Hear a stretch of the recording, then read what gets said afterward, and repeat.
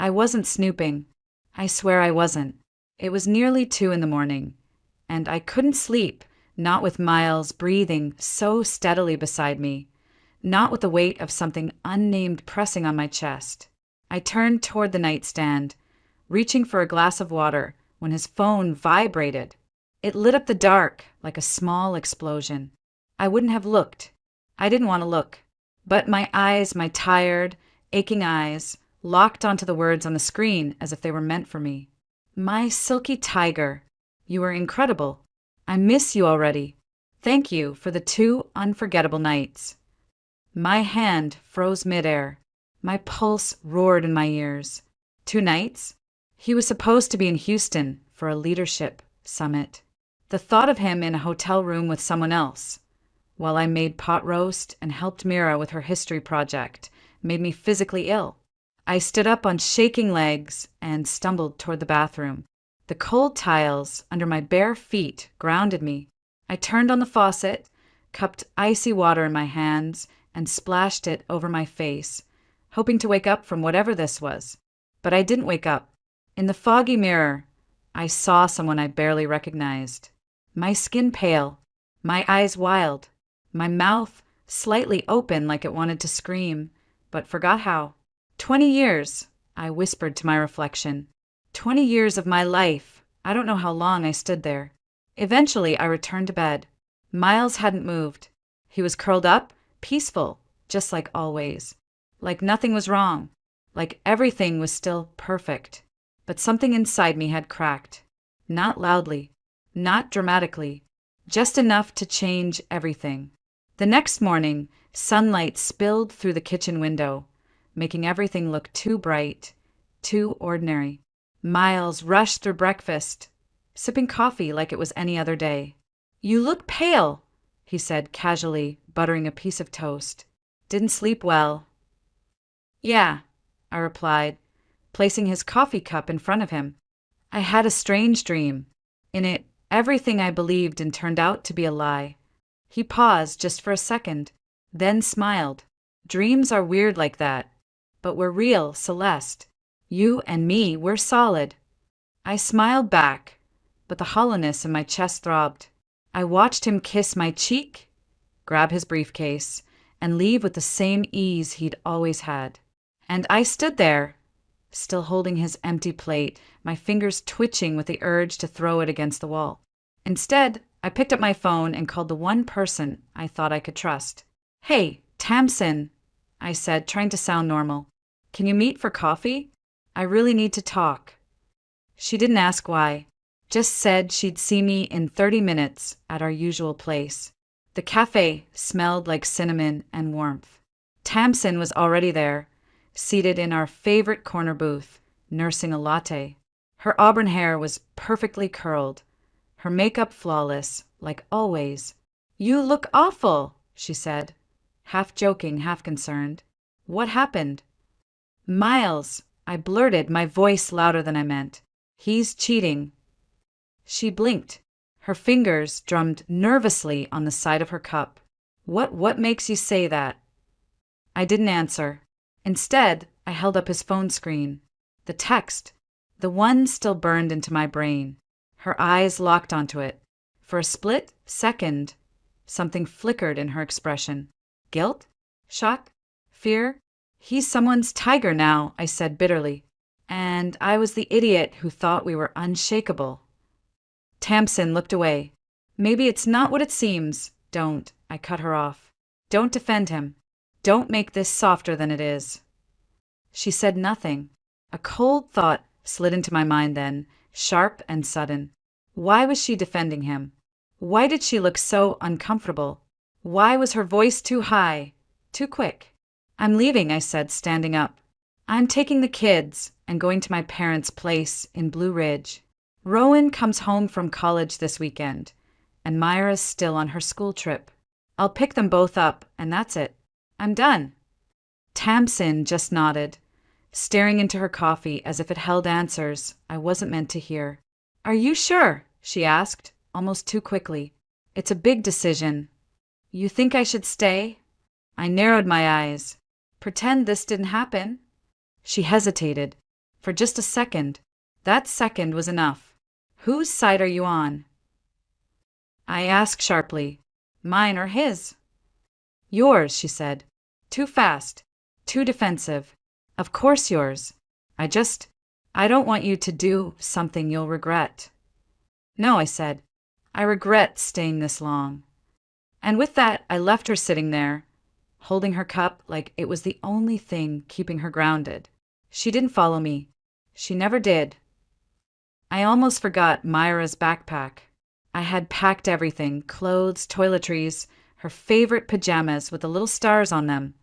But the school had sent home a reading packet that was due Monday. Her books were still in the front closet. I cursed under my breath as I parked in front of the house, heart pounding harder than it should have. The sun had set. Shadows stretched across the lawn like arms. The driveway was empty. Miles wasn't supposed to be home yet. I told myself I had 15 minutes, maybe 20. Just grab the backpack and go. I moved quickly through the house. The air felt different, like it didn't belong to me anymore. As I reached for the closet door, I froze. The sound of a key turning in the front lock sliced through the silence. My blood turned to ice. He wasn't supposed to be here, not yet. I panicked. The back door. I could sneak out through the kitchen and down the side yard. I didn't want a confrontation. Not tonight. But then I heard it. A voice. A woman's voice. Don't be so nervous, Miles said with a chuckle. She has no idea. And then the reply. I don't know. She seemed different this morning. Like she knew something. I stopped breathing. That voice. That soft, high voice that used to whisper secrets in college dorm rooms and comfort me during hospital stays. I would know it anywhere. Tamsin. I backed into the kitchen wall and felt the world tilt sideways. My throat clenched so tight I couldn't even gasp. My best friend. My maid of honor. My daughter's godmother. I stood there paralyzed, one hand gripping the edge of the countertop as footsteps moved through the foyer. I heard them laugh. Heard Miles say something about finally being alone. Heard Tamsin sigh like it was a relief. They were heading upstairs, to our bedroom. Each creak of the staircase hit me like a slap. I used to love that sound. Miles used to carry me up those steps when we were young and stupid and thought love could shield us from anything.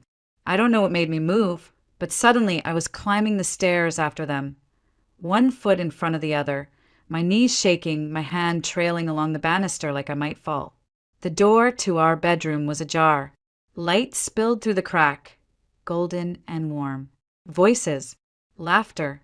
I took a deep breath, pushed the door open, and flipped the light switch. The room snapped into clarity. Miles froze, shirt half unbuttoned, his hair a mess like he'd just been running his hands through it. Tamsin stood beside the bed, her face pale, hair tangled, eyes wide with horror. It's not what it looks like, Miles said too fast, stepping away from her like that would undo anything. I tilted my head. Really? I asked calmly. Because it looks a hell of a lot like my husband and my best friend were about to screw each other in my bed. Tamsin opened her mouth, then closed it. Her lips trembled. She looked like a ghost. Miles began. Don't, I said. Don't even try. He looked wounded like I'd just stabbed him. The irony almost made me laugh. You know, I added, my voice like ice. You two could have picked any bed in the city. But no, you chose. You really went for the symbolism, huh?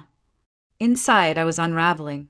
My whole body felt like it was vibrating, but outside I was still, steady, like I was watching someone else's life fall apart. Tamsin tried to speak again. Celeste! No, I said sharply, turning to her. You don't get to say my name. Not now. She flinched. You remember how many times you told me I was lucky? That Miles was a dream husband? That we were the perfect couple? Was it all part of the game? Her lips parted, but no sound came out. Don't answer, I whispered. I already know. Miles stepped toward me. I held up my hand. Don't come any closer, I said. I don't want to hear your explanations. I don't care, because I have both your little texts in my phone now. My silky tiger. My tigress. How poetic. He paled. I packed my things, I continued. The kids are coming with me. You two can have each other.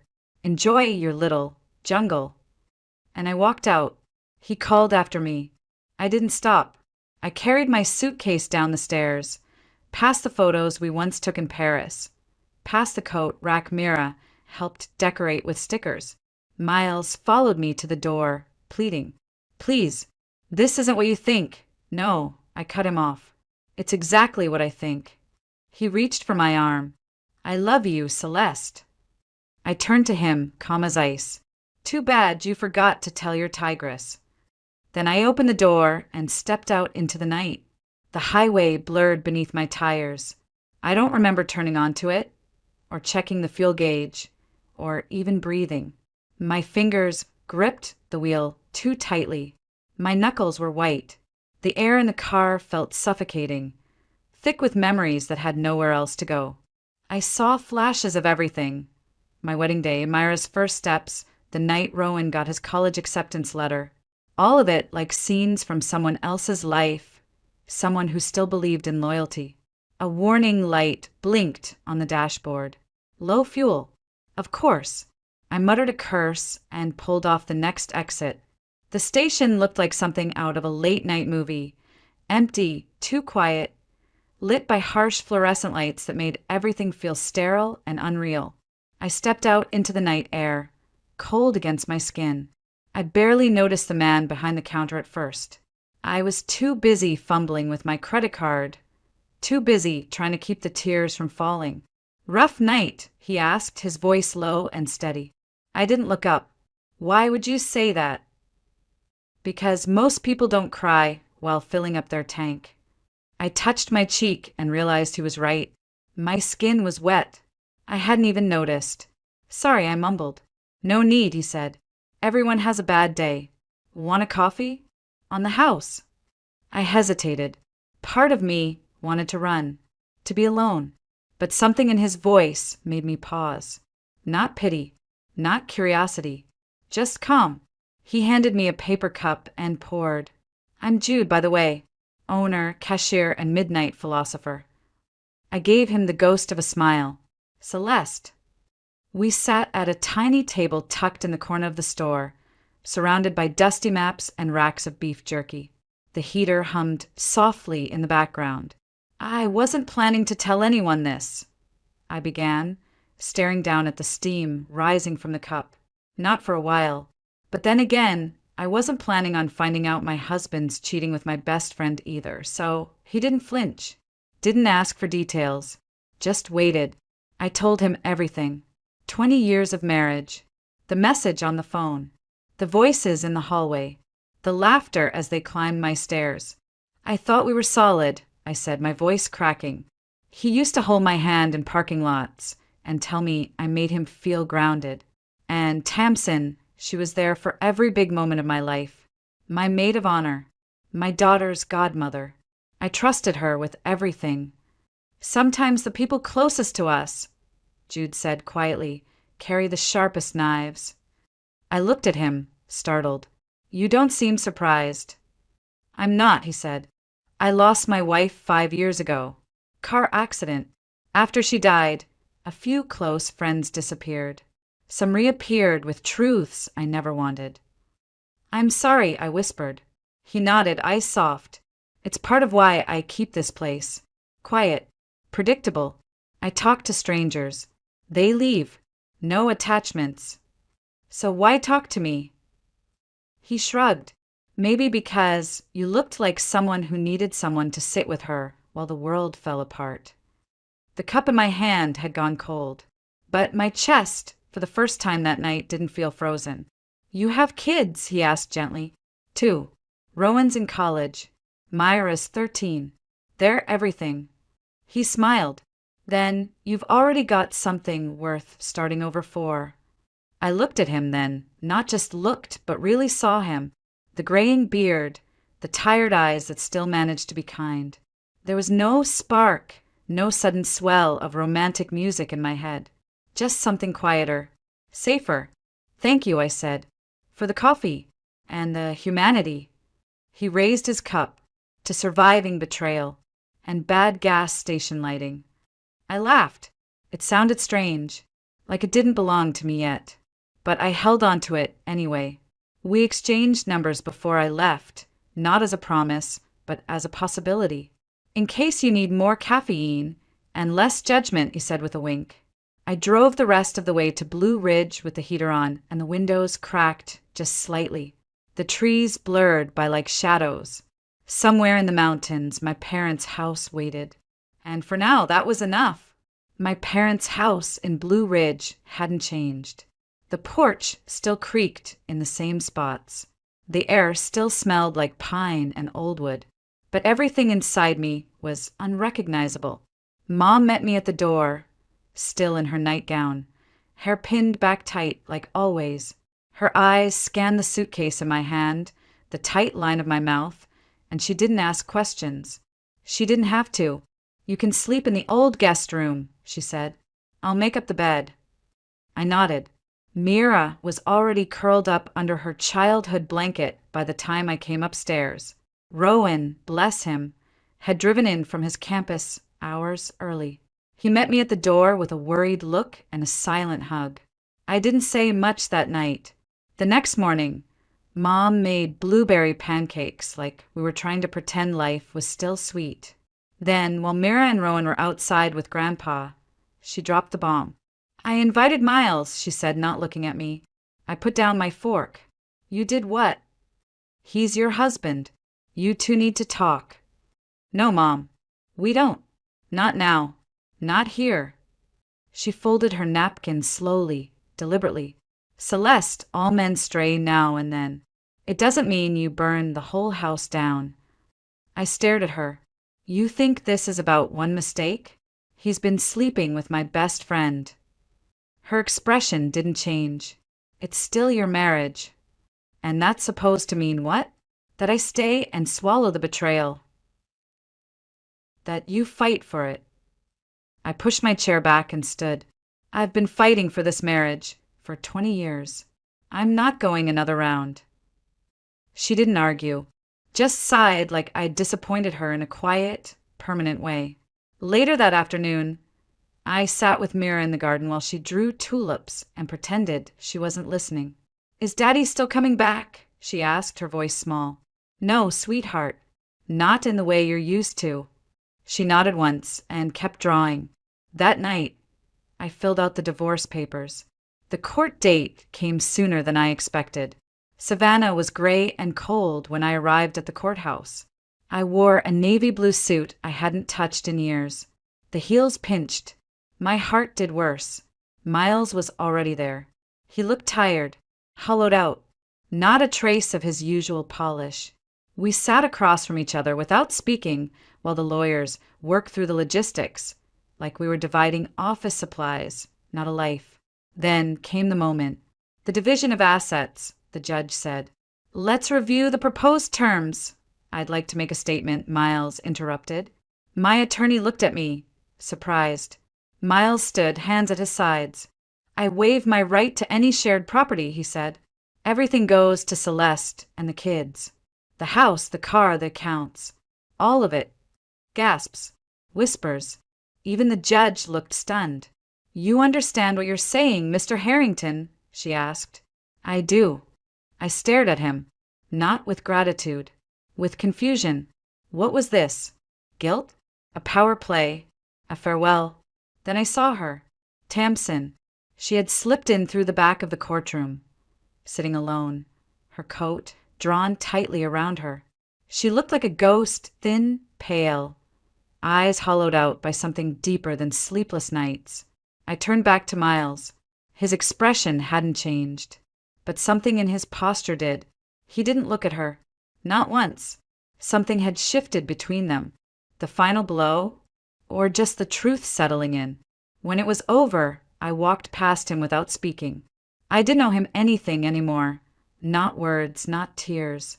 Outside the courthouse, I felt the cold bite my skin. The kind that wakes you up. The kind that says, "It's over. Move." I didn't cry. I didn't look back. I just kept walking. The townhouse smelled like new paint and old memories. Most of the boxes were still sealed. The walls were bare. But for the first time in months, I felt like the air belonged to me. Rowan carried a box labeled kitchen and dropped it with a grunt. "Where do you want this?" "Anywhere but the stairs," I said with a tired smile. Mira skipped in behind him, holding up a painting. "Look, Mom, for the living room. It's abstract." It was a swirl of bold, bright color, red and gold bleeding into deep blue. Chaotic, but hopeful. I nodded. "Perfect." That night, after the kids went to bed, I started unpacking one of the last boxes from the old house. Photos, cards, college trinkets, a box I hadn't opened in years. At the very bottom, beneath yellowing receipts and half-used notebooks, was a bundle of letters, tied with a ribbon that had faded to gray. The handwriting was Tamsin's. My hands went cold. Each letter was addressed to Miles, postmarked a year before we met. I opened the first one. "I miss you. Why won't you write back? I wait every day for the mail, hoping to see your name." My stomach twisted. These weren't friendly notes. They were love letters, aching and young and foolish. I opened another. "You promised you'd wait for me. I don't understand what changed. Please, if you've moved on, just say so." Another. "I guess I have my answer now. You're gone, but I won't forget." The last envelope held a photo. Tamsin and Miles, barely older than teenagers, leaning against a fence, smiling. In love. I sat back on the floor. My breath came in shallow bursts. They'd known each other long before I came into the picture, and no one had ever said a word. I couldn't sleep that night. The next morning, I drove to the one person who might fill in the blanks, Miles's mother. She met me on the porch with the same guarded expression she'd always worn. "Celeste," she said, surprised. "Come in." Her house smelled like lemon polish and memories. Nothing had changed. Not the teacups. Not the floral wallpaper. "Did you know about them?" I asked bluntly, skipping the pleasantries. She blinked. "About who?" "Tamsin and Miles. From before college." Her mouth tightened. "That was a long time ago." "But it happened." She sighed. "They were neighbors. Close. He wrote her letters for months after we moved away. Never got a single reply." "Istirtehet. That's not true. I found her letters. She sent dozens. He never answered because he never got hers either." She frowned. "He wrote every week. We even checked the mailbox together." Something clicked. "Did anyone else live with you then?" I asked. "My mother," she said slowly. "Why?" I pulled out the final letter, the one that explained all. It wasn't from Tamsin. It was from her grandmother, to Tamsin's mother. I intercepted all his letters. She doesn't need distractions. Let her think he moved on. She deserves someone better. I watched Miles's mother read it, her hands trembling. Oh my God," she whispered. "They never knew." "No," I said. "They didn't." When I got home, I sat in the backyard, phone in hand, staring at the name I never thought I'd call again. Miles answered on the second ring. "Celeste." "I found the letters," I said, "and the truth." Silence. "I think you and Tamsin spent 20 years believing you were abandoned. But the truth is, someone made sure you never had a chance." He exhaled. "So it was real?" "Yes." He didn't ask what I wanted. He didn't apologize. He just said, "Thank you for telling me." And then he hung up. I sat there, staring at the trees, the sky, the past. Was I the rebound? The replacement? Maybe in the beginning. But somewhere along the way, we became something else. Something that, for a time, felt real. Still, real doesn't always last. She showed up at my door with no makeup, no earrings, and no mask. Tamsin looked older than I remembered. Not in the way time does to a face, but in the way regret does. She stood on my porch like a stranger afraid to knock. I opened the door before she found the courage. I need to talk, she said. I don't. Please, Celeste. Something in her voice stopped me. Not guilt, not even desperation, just exhaustion. The kind that settles deep in your bones when you finally run out of ways to pretend. I stepped aside. We sat across from each other in my tiny kitchen, the table between us like a battlefield. I offered no coffee, no gourms, just silence. I loved him, she said softly. I know. I loved him before you even met him. He was my first everything. But he moved away, and I never heard from him again. Because your grandmother intercepted his letters. Her eyes widened. You know. I found them. All of them. She looked like someone who'd just been told her whole life was a lie. I thought he'd forgotten me, replaced me. So when I met you in college, and you were with him, I told myself I was over it, that it didn't matter. But it did. She nodded. At first, I became your friend just to stay close to him, she confessed. But then, I actually started to love you. As a friend. As family. That part wasn't fake. You still slept with him. It wasn't planned, she said quickly. It happened 3 months ago. His company's holiday party. We both drank too much. 1 minute we were laughing, and the next, don't. I cut her off. Don't give me the blurry details. Tamsin flinched. I'm not here to justify it. I just needed you to know it didn't go on for years. It wasn't some affair behind your back all that time. You think that makes it better? No, her voice cracked. No, I think it makes it worse. Because it means we both knew better and still did it anyway. I stood, arms crossed. Tell me something. Did you think he was going to leave me? Did he promise that? She hesitated. That was enough. Did he tell you he loved you? I pushed. Yes, she whispered. After you left. He came to me and said he didn't know what he wanted. And you believed that was love. She didn't answer. Of course you did, I said. You spent 20 years clinging to a ghost of a boy who never got to grow up. That's not fair. Isn't it? I snapped. You think I don't know what that feels like? To hold on to someone who stopped choosing you the minute you weren't convenient anymore. She looked away, biting her lip to keep from crying. I almost felt sorry for her. Almost. I always imagined if Miles and I ever had a chance to be together, it would feel like home, she said. But it didn't. It felt wrong. Like we were pretending we hadn't become different people. You have, I said. He did. And so did you. She nodded. I'm moving to Seattle. I got a job offer. I need to go somewhere where everything doesn't remind me of what I ruined. I didn't ask for a goodbye hug. I didn't cry. When she left, I felt like a door had closed. When I had needed shut for far too long. That night, my mom came over. She stood in my kitchen, studying me like I was a puzzle she'd never solved. You're really going through with it, she said. I already did. She exhaled. I always told you to keep the family together. That forgiveness was the key. I know. But I was wrong, she said, her voice low. I thought staying made me strong. But I see now, it just made me disappear. I want you to know, she continued, that whatever happens next, I'm proud of you. You didn't let anyone else decide your worth. I didn't have words. I just nodded. After she left, I texted Jude. Dinner this weekend? Just you and me. No ghosts. His reply came fast. Saturday. I'll bring the wine. You bring the stories.